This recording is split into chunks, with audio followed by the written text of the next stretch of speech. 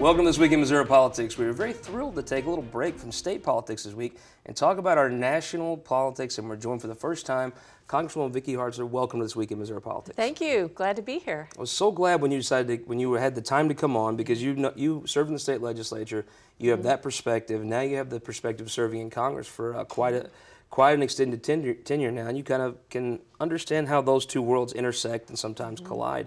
But let's talk about the first thing, was the shutdown that went on for, I guess, a day and was averted. Came out that the Republicans did very well in the deal. What are the details of what actually happened to bring about ending the shutdown? Well, I think the American people saw that Chuck Schumer and a few Democrats in the Senate were creating a crisis over an issue that has nothing to do with the budget and creating an artificial deadline for a deadline that didn't exist with the DACA issue. And so it was just a travesty that you would hold our military hostage and keep those men and women who are fighting for us from getting paid over an unrelated issue. It was just wrong. American people saw through the ruse, and I think they decided to, end the shutdown and move forward. It seems like a bad look for our country. These things happen, debt ceiling shutdowns, government shutdowns. It seems like a bad look for the country to constantly have these things coming up. Do you think now that one party may have won, one didn't, they'll be less apt to have these fights going forward?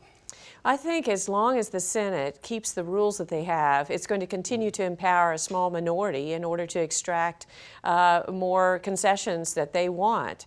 And they lost in this round, but they're going to continue to fight for their things. And I've been trying to encourage the Senate to change their rules. As you know, they have two rules that require 60 votes to move forward. One of them is a motion to proceed, so they can't even take up and debate a bill that we've passed in the House until they get, at this now, 9 Democrats. It was 8, now 9 Democrats on board. Then if they do debate a bill, they have to have another 60 votes in order to end debate and come up with the final vote, or to end the filibuster, or sometimes it's called cloture. And so that gives Chuck Schumer and a few of his senators a tremendous amount of power to say, no, we're not going to take up that bill, or you've got to give us this, or we're not going to move forward. And it's frustrating for us in the House. We've passed a record number of bills this year, more bills from the House in the first year of our presidency from before Obama, Clinton, and both Bush administrations. 477 pieces of legislation, 380 some of them just sitting over in the Senate. So they need to change their rules. I call it the nuclear it's not the nuclear option, it's the constitutional option. But when Republicans were in the minority, they utilized the same tactics to block some things that Democrats wanted to pass. Sure, and that's what a few of the Republican senators say, that we need to respect the minority.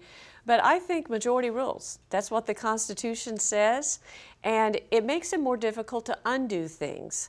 So if something does pass, you change it, elections matter, and then you go in and you undo it. And that's what we need to do right now, is undo a lot of the bad policies from President Obama, whether it be Dodd-Frank financial bill or Obamacare. And it's been very difficult to do that because of these rules in the Senate. So, but one thing you did get done, that was a tax cut. I mean, yes. Whether you support cutting taxes or don't, the response to that has been overwhelming from the business community. Yeah, it's been exciting, and the only way we were able to get that is that was passed under a very special reconciliation process, which only allows a bill to pass with majority, 51. See, so that's how we were able to get it through the Senate, and it is tremendously positive for our country. It's exciting. Every American family, every income group is going to see a reduction in their taxes. They're going to see bigger money in their paychecks that they bring home here in February, and jobs are coming back to America. It's got to be gratifying, though. Many policies that you would enact, it takes 5-6 years to see any benefit or see any change from. This is a policy that the minute you cut taxes, businesses started giving bonuses. I know. I heard the president this morning, and he was even saying he was surprised how quickly that there have been the positive reaction. Companies giving bonuses and increasing the amount of money going to the employee's 401ks. It's going to be good. We're open for business again in America. Let's talk about something you did on opioid. That is a crisis that our state is getting hit particularly hard with. What are some things that the federal government can do to help stem this? That I think people call a lot of things crisis, Yeah. I think that if you go especially to rural Missouri, especially your district, it is a real crisis. It is. We lost more people to opioid overdoses last year, 62,000, than the number of people that were killed during the entire Vietnam War. And that's just in 1 year.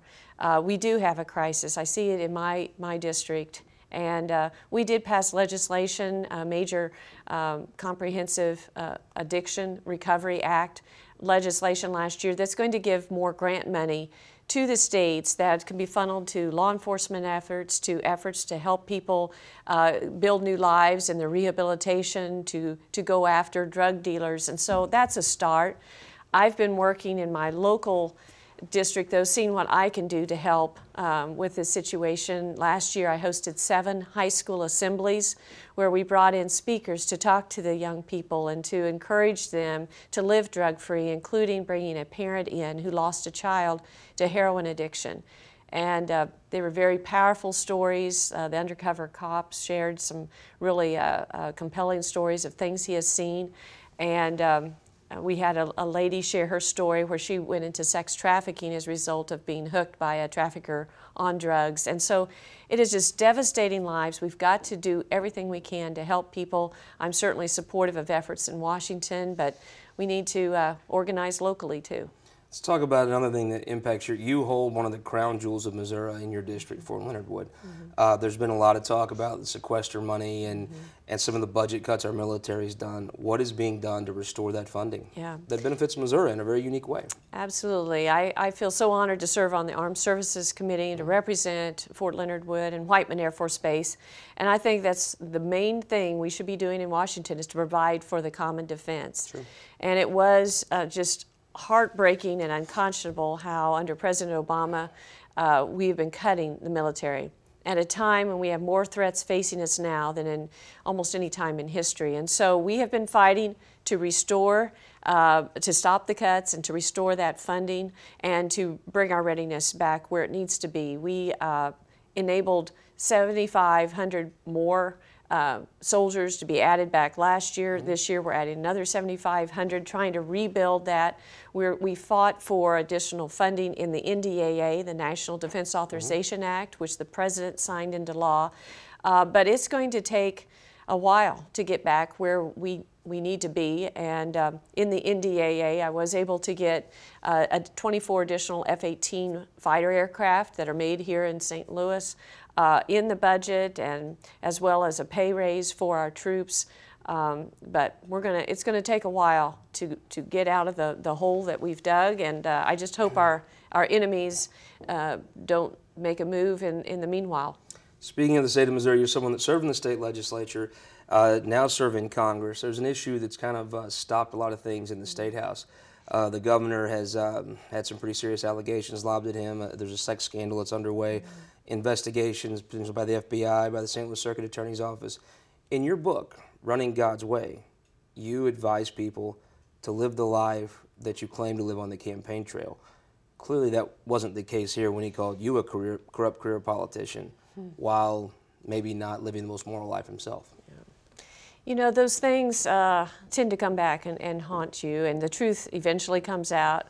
And it is important, I believe, that those who run for office live with integrity, that they earn the title that they're given. When you are elected, you get mail, and it's called the Honorable, and then your name. And it's the title that's honorable, but you need to strive to live up to that. So it's been very disappointing. What the allegations, what has come out, and what he has admitted to, and I've certainly my prayers are with Sheena and the kids, and I believe this will eventually all work out, but it's been very disappointing. Do you think that gives Democrats a chance to take some of the traditional family values mantle that the Republicans normally run on? Well, I think it's a wake-up call for Democrats, Republicans, everybody, America, that it's time to get back to the values that made this country great, and to that we are all sinners saved by grace, and we need to every day rely on God and keep our eyes on Him to do the right thing to make a difference for Him and for others. Let's talk about an issue that in Missouri, you know, I see these polls, and I see if you turn on the national media, they think the president's doing a terrible job. I spend a lot of time in your district, in Jefferson City. I don't see folks there particularly put out with the President of the United States. Yeah. No, he is still very, very popular, well received in my district overall. I mean, there's people have some concerns with different tweets or tones of how he says things, but you can't argue with some of the policies that we have. The economy is growing. People's retirement accounts are going up. He's prioritizing national defense again and agreeing that we've got to rebuild our military and make our country safe. And you know, look at the stock market. And now with pushing through and supporting real tax reform, we're getting companies coming back to our country, and paychecks are going to increase. So people are really pleased with that, and I'm very hopeful that we'll end up doing, this is just the beginning, and we'll get a lot of things done. Last question. You looked at running for U.S. Senate. Uniquely looking back now, a person that's never had their integrity questioned. Seems like you had a legitimate chance to do very well in that race. With President Trump, maybe he's unpopular on the East Coast or in Manhattan, but he seems pretty popular in Moberly. Do you think Josh Hawley, the person that is now seems to be the standard bearer, how do you think that race shakes out, and give me a prediction on where it ends? Yeah, I think it'll shake out very well, and there are several, you know, good candidates. I know Tony Minetti as well, who's running in the primary. But whoever is the winner, I think is going to do very well, because whether it's Josh or Tony or someone else, they represent the values that Missouri has. And you know, Senator McCaskill has stood by President Obama, many of his policies that are frankly now devastating the country. So I think that it'll, you know, end up going the way of the Republican candidate, and that'll be very helpful to change the numbers in the Senate. So hopefully, if they don't change the rules to go to majority rules and they keep the 60-vote rule, maybe we can get 60, and then we can get stuff done. If one of those two candidates win that primary, obviously you'd be one of the key people they'd want to be seen with on the campaign trail. Will you be campaigning for the winner of that primary? Oh, absolutely. Absolutely. We hope you'll come back and talk about it on This Week in Missouri Politics. You bet. I look forward to it. Thank you so much for joining us. You bet. Thank you. We will be right back with Congressman Jason Smith on the show after this.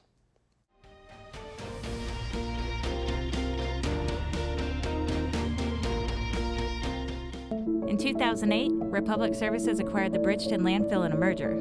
Since then, we've invested $200 million to clean up the site and to maintain environmental compliance. We do that while staffing the facility 24/7. That's because we support permanent solutions that are safe for our neighbors and clean up the environment. We're committed to doing what's right. That's what drives us every day. We're a part of the community, and we are here for the long haul. Republic Services. We'll handle it from here. My name is Eric Philippi. I'm a veteran, a carpenter, and a father. When Eric Greitens said he was going to change politics as usual, folks like me didn't think the first thing he'd do as governor was take dead aim at our jobs and our families' livelihoods by working to repeal prevailing wage. Call Governor Greitens. Tell him to protect prevailing wage and to protect my family, not destroy it.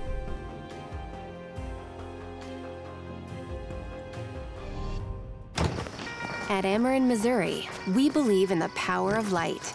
It makes scary stories less scary, and nighttime adventures more likely to last the night. A bright enough light can illuminate opportunities to affect positive change, neighborhoods that need a helping hand, and the advancements needed to ensure tomorrow is a little cleaner than today. Transforming the future of our community by shining light in every direction. That's energy at work. Ameren, Missouri. If you enjoy the guests and the coverage on This Week in Missouri Politics, I want to invite you to come read the full story at Missouri Times. Go to MissouriTimes.com, your leading source for political news and information, available at MissouriTimes.com.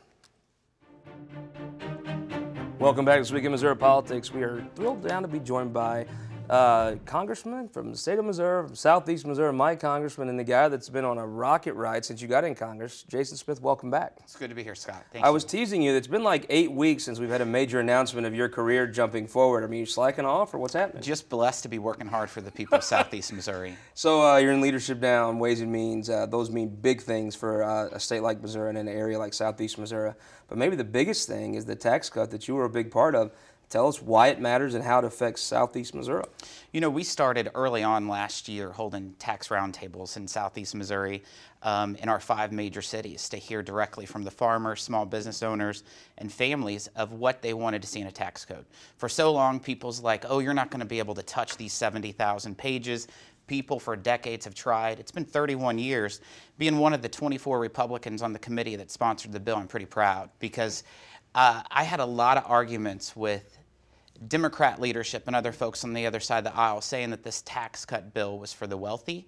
This tax cut bill was drawn to help people like the folks in Southeast Missouri, because that's what I fought for.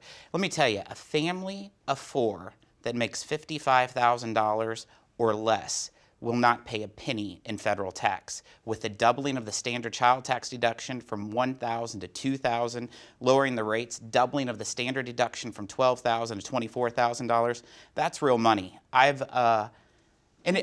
Yeah. Do you think sometimes, folks, that maybe if you are from, like, you represent Hollywood or you represent Beverly Hills or Palm Springs, you don't know anybody of families that live on $55,000 a year.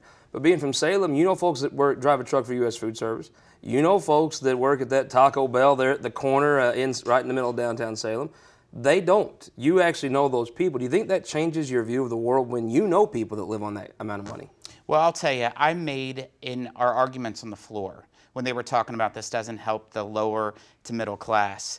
And I said $40,000, it can be the yearly salary in Southeast Missouri. It's not a Christmas bonus in San Francisco or New York City, because it's not. I've been visiting places throughout our district this week, whether it's U.S. Bank in Salem. These are people that have received $1,000 bonuses from their companies, and they've increased their minimum wage up to $15. Companies have done it on their own. The government hasn't forced them, but they did it because of the Tax Cut and Jobs Act. The door greeter at Walmart in Kennett, Missouri is going to get a $1,000 bonus. Walmart has over 7,000 employees in Southeast Missouri, over 43,000 employees in the state of Missouri, and whenever their employees are getting a $1,000 bonus, that's not crumbs like Pelosi says. That's real money. That's, if someone makes $40,000 a year, that's 2.5% of their salary. I kind of thought, I don't think anybody gets their pay stub on Friday and looks at it and says, you know what, I didn't send enough money to Washington, I got to send more. And I guess those that feel that way can send their bonuses back to the government. Yeah, no kidding. But I don't think anyone in Southeast Missouri is going to turn their bonus away. Ain't going to be no postmarks from Ellington going back to the Let's talk about Trump's first year. You were Trump's state director. I remember vividly. He made a comment that was relieved. Billy Bush, that whole thing. That was leaked out the Friday before his debate here in St. Louis. The spin room was going to be full of old grandy Republicans. I remember it was down to, I believe, Jeff Sessions and Congressman Jason Smith were the only 2 people that walked in that spin room. That was a long night, I'm sure. But now, when he wins Missouri by a huge margin, delivers a tax cut, you got to feel proud about that first year. I was. It was a lonely room being Jeff Sessions and myself, the only ones defending the president. But the policies the president supports are the policies that I support and the people of Southeast Missouri and the people of Missouri support. And he's done a phenomenal job. I mean, he's helped get our economy to boom again by just regulatory reform. In just his first year, he's reduced over $4 billion in costly regulations that add up to over 44 million hours of red tape that small businesses and farmers have to live by. He's also delivered on the Tax Cut and Jobs Act. That was huge. But something that a lot of people don't talk about is the war on ISIS. When he started January 20th of 2017, ISIS was estimated to have 35,000 different fighters and covered about 17,500 square miles in Syria and Iraq. As of December 20th, it's estimated that there's roughly 1,000 U.S. fighters, and they only cover less than 1,900 square miles. That's a huge victory. Our president said he wasn't going to broadcast the U.S.'s playbook whenever it comes to beating back and defeating ISIS. He hasn't. We've been winning there. Unfortunately, the national news doesn't give him the credit he deserves. Let me bring up a point, though. You actually know President Trump. You talked to him. So now, my dad in West Butler County, he loves it when the president, he actually got on Twitter, which I don't think my dad even knew existed until Donald Trump came along to run for office. But my dad likes the plain-spoken, in-your-face stuff. There are more delicate parts of the state that does not play well in. Why do you think he continues to do the tweeting? Well, it's his way to directly speak to your dad in Poplar Bluff, Missouri. And for so often, the national news media, I'm talking about the national, not the local, but the national news media will definitely send the direction and message and the talking points that they want. But whenever they're not delivering the truth, and when President believes that they're delivering the fake news, he'll talk directly to the people in a tweet. And I think it's pretty awesome. Some of his tweets are not how I would tweet, and it's not how I tweet, but I respect him. I get to work with him a lot. He's had me in the Oval Office numerous times. I've been on Air Force One with him. His daughter Ivanka is a good friend, and I can tell you it's nice to have a partner in the White House that when we have an issue in Southeast Missouri, he's there to deliver. But Vice President Pence is just as good. I've worked with several executives, a Republican and Democrat governor, and a Republican and a Democrat president. And I have never worked with anyone from the executive branch that works harder than Mr. Trump. Kind of neat, though. I mean, coming from Salem, being in the Speaker Pro Tem's office that Elijah Harnell holds, got the smallest bathroom in the history of known mankind, and now you're in the Oval Office. Do you ever think back about your time in the State House, and how does that, did you learn anything there that helps you when you're standing in the Oval Office talking to the President of the United States?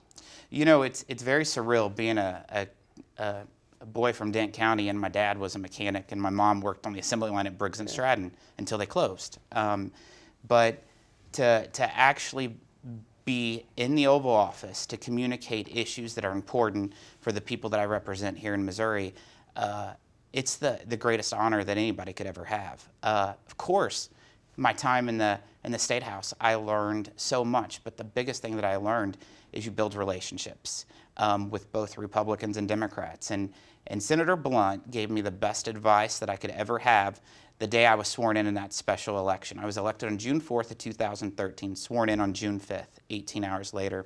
And when I was on the House floor of the U.S. House of Representatives right after I was sworn in, Senator Blunt told me, he said, Jason, there's two ways you can be effective in Washington, D.C.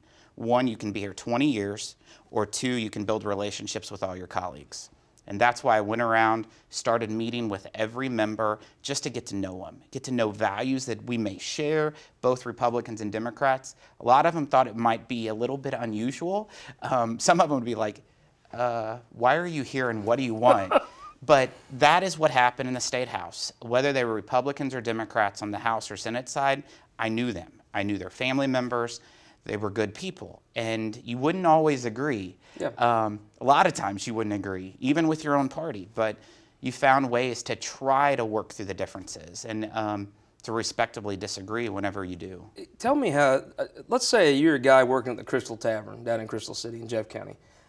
Why does the government keep shutting down and having all these controversies? Why can't you just figure out a way to, it's not a good look for the country. You wouldn't run your business like that. It's ridiculous. I was pretty furious. I didn't think that we'd have a government shutdown. And the clear reason why we had a government shutdown is because what I call rule of the swamp, which is the filibuster rule in the United States Senate. And it's something that needs to be changed. It's been there for a long time. I understand senators trying to protect their power. But it's not what's best for the American people. Think about this. You have to have 60 votes just to move to a bill. The reason why we had a shutdown isn't because people voted against the bill. They voted against going to a vote on the bill on Friday. And it just doesn't make sense. It's been so broadly abused. If you look at the House delivered on all 12 of the appropriations bills. We sent it over to the United States Senate on September 14th last year, before the deadline. The first time in over a decade, every appropriations bill was passed and sent to the Senate. Senate has never even been able to take it to the floor because of the 60-vote rule. Yet, if you look at the history in the since 2010, out of the 108 different appropriations bills the United States Senate should have taken up, they've taken up 7.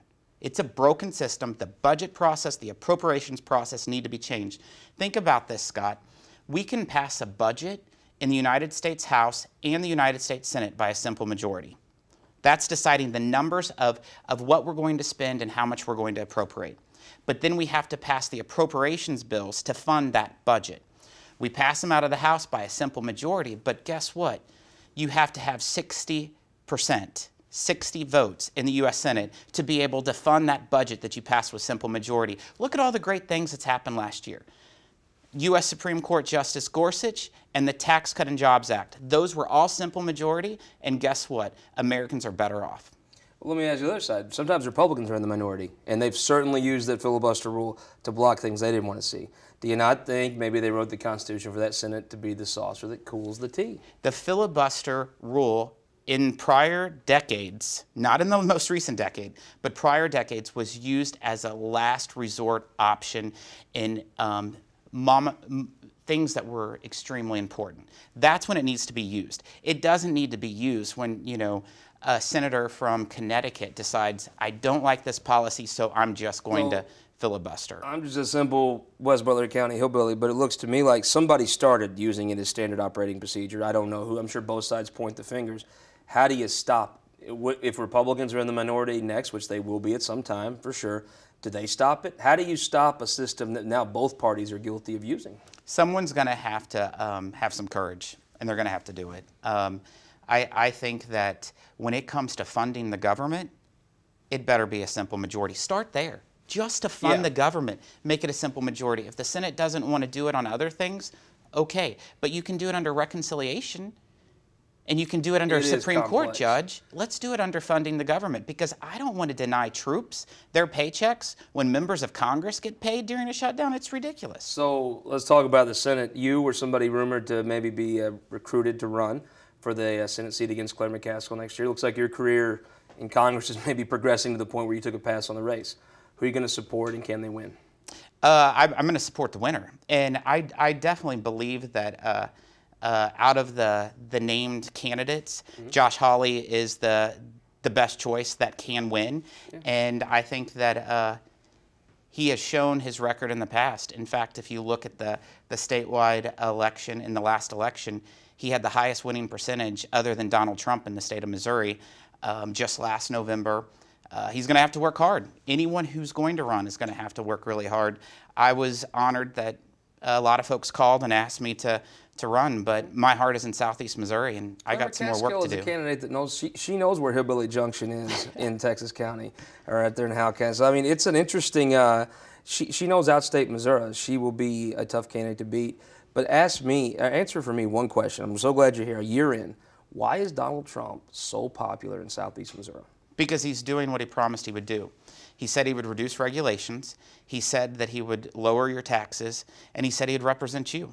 And that's what he's been doing. He's exactly what he's always said he's going to do. And the folks in Southeast Missouri are sick of people that just won't try to change things.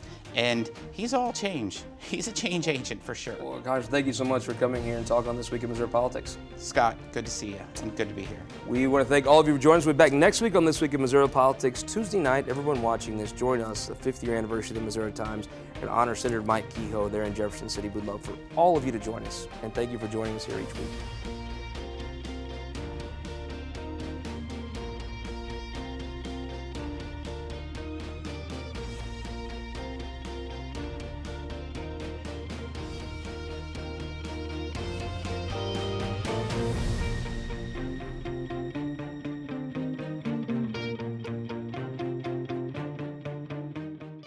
This Week in Missouri Politics, brought to you by Spire and Sterling Bank.